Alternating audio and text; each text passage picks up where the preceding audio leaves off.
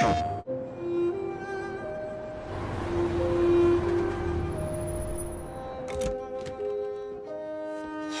been gone for 2 weeks, so the place is a mess. You do the housework, the washing, you cook the meals. That's Alice. You look after her. Homework, bath, all that crap.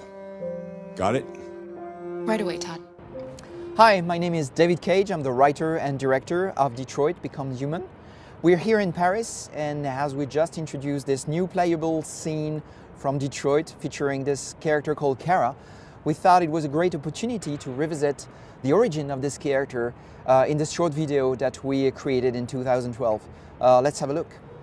So it's been years since I haven't watched this again. I tend not to go back to my previous work. When it's done, but it's always a great pleasure to watch it again.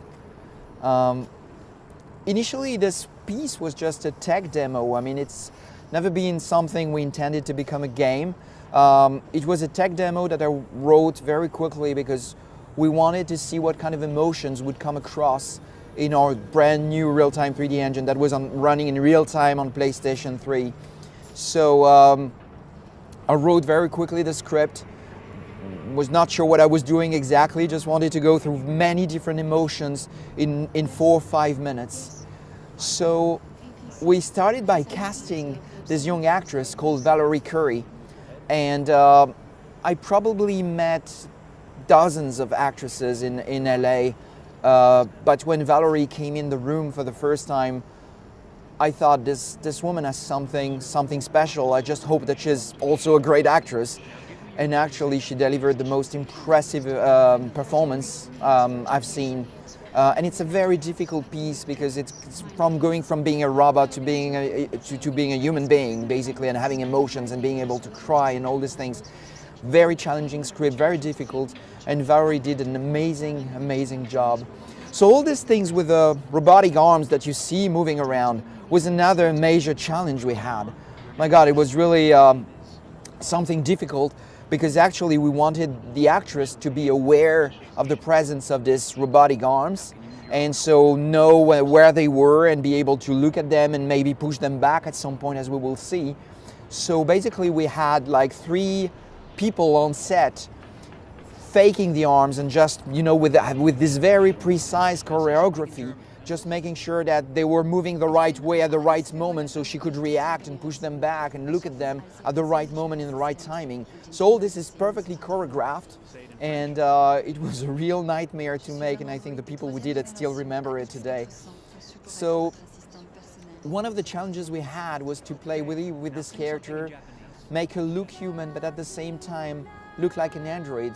And one of the first questions that we had was, how are we going to make her believable, human, so people care for her and not just say, oh, it's a robot, I don't care, I don't share emotions, I don't feel any empathy. And actually the performance of Valerie Curry answered that question for us, because her performance was so moving that it became very natural and it came very easily. We just heard her singing in Japanese, so in order to do this, and before that she spoke French, and German, I think, if I remember well. Of course, it's not Valerie. She has a lot of talents, but she doesn't speak so many languages. So we had to work with a Japanese singer who just did this bit, and with a French actress and a German actress to do the different languages. And at the end, we put everything, of course, on Valerie's face, so it looks like it's Kara speaking different languages. So that was a real choreography, a lot of work, and talking to the operator was really something important. This is the moment where she realizes that she's going to be disassembled, what will happen to her. So a very moving, very important moment in the story. Working on the eyes, working on performance capture, working on the skin. So of course all these technologies have evolved a lot since then, so it's I'm still very proud of it, but at the same time, if you look at Detroit today and how we recreated the character of Kara, I think she looks much better today. It's different generation, different engine. And this is the moment where she gets disassembled. So still this choreography with all the robotic arms, and she had to be lifted up. And this is when she pushes all the robotic arms, all this happened for real on the set. So when we worked on the design of this android, we wanted to avoid having something that would be purely robotic, because we felt it would feel weird to have someone made of iron and just, electric wires. So we wanted to create a structure, an anatomy that would pretty much look like a human being. So we created this heart beating in the chest and this blue blood that would go through her veins, so we could have this, this feeling of empathy. She looks human, and she also had a heart beating and blood in her veins. That was something important to us, and I think it plays an interesting role, an interesting part in the impact that the piece has. And again, that was a huge challenge to create a character and so show how she's assembled on screen, looks like a human, and then disassembled again and then reassembled. It was a challenge on a technical point of view with a real-time 3D engine, but it was also a challenge in matter of directing, because we wanted to find the right pacing. We didn't want the player, the user, to see it, to find it boring. And it's all in the performance of the actress that it came to life. That's the moment where the operator changes his mind and decides to let her go. Playing with lens flares here on PlayStation 3. Last moment of fear. And she realizes that now she's free. And we wonder where she goes, and actually she goes in a box, and we realize that there are many models like her, but we also understand that she's very unique and very different. And of course, when she leaves the factory like this, we really wondered what will happen to her from this point. Where does she go? Where is this factory? Where is it in the world? What will happen to her? And this is the story that we try to tell in Detroit Become Human. Well, it was great watching this again after all these years, but Kara's journey now continue, and it's in Detroit Become Human on PlayStation 4. My name is Kara. I am one of them. This is our story.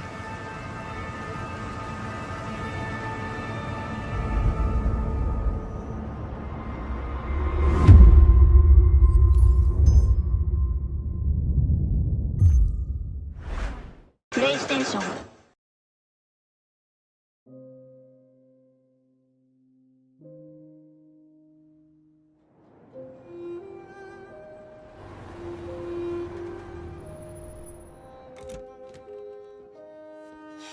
You've been gone for 2 weeks, so the place is a mess.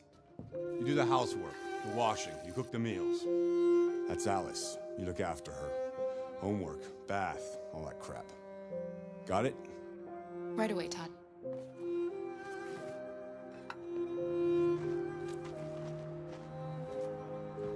Aren't you going to school today?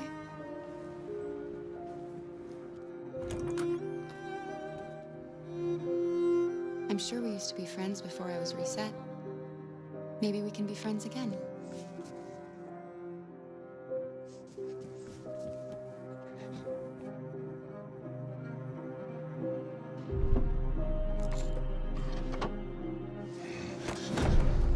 You shouldn't mess around with my stuff. It makes me nervous. I'm sorry, Todd. What are you looking at? Maybe you think this is easy. Maybe you think it's my fault your fucking mother took off. Fucking whore walked out on me for a fucking account. Come back here. You stay there. Don't you dare fucking move. Alice! Daddy's very mad. It's all over now. Daddy isn't angry anymore. You know Daddy loves you. This is all your fault!